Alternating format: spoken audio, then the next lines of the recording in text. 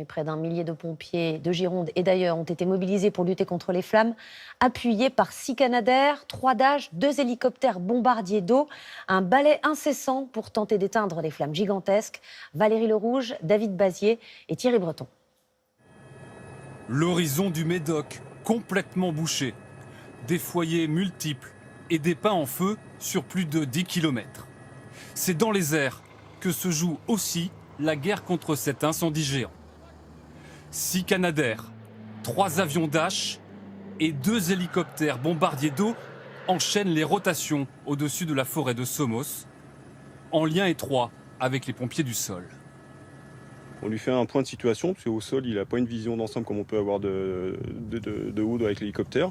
On lui fait un point de situation, on discute avec lui de ses objectifs, on les partage, on les échange. Quand il les valide, il nous donne les autorisations de largage et on peut travailler sur un secteur sous son autorité.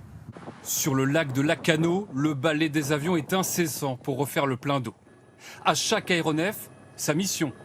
Les Canadair larguent jusqu'à 6000 litres d'eau en amont du feu pour stopper sa progression. Les hélicoptères, plus précis, lâchent 1500 litres sur les reprises de feu ou les habitations. Comme on peut faire du stationnaire, on peut traiter des points chauds ponctuels, donc on se met dessus et on vient livrer la charge sur des souches, sur des points chauds.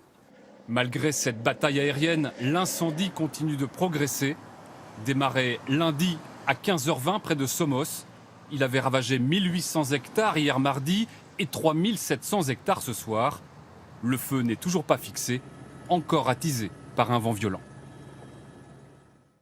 3700 hectares de forêt détruits en 2 jours, c'est plus de 10% de ce qui a brûlé cet été. Les habitants de Gironde ne s'attendaient pas à revivre un tel cauchemar aussi vite. Comment la forêt landaise va-t-elle se remettre? Combien de temps faudra-t-il? Simon Ricotier, Justine Veil. Du sud-ouest à la Bretagne, en passant par le Var, la forêt française s'est consumée cet été. En tout, 65 000 hectares sont partis en fumée. Avec de graves conséquences sur l'environnement, car les feux dégagent une fumée chargée en gaz à effet de serre, aggravant ainsi le réchauffement climatique. Dans les heures qui suivent l'incendie, il y a beaucoup de dégagement de particules, et puis des gaz comme par exemple le monoxyde de carbone, qui vont rester assez peu de temps dans l'atmosphère. Quelques jours, quelques semaines. Après, dans un second temps, il y a du CO2 qui va s'accumuler aussi et lui va rester très longtemps dans l'atmosphère, plusieurs dizaines d'années. Rien que cet été en France, 1 million de tonnes de CO2 a été rejeté dans l'atmosphère par les incendies, soit l'empreinte carbone annuelle de 100 000 Français. Un chiffre d'autant plus inquiétant que les végétaux brûlés ne peuvent plus jouer leur rôle de puits de carbone.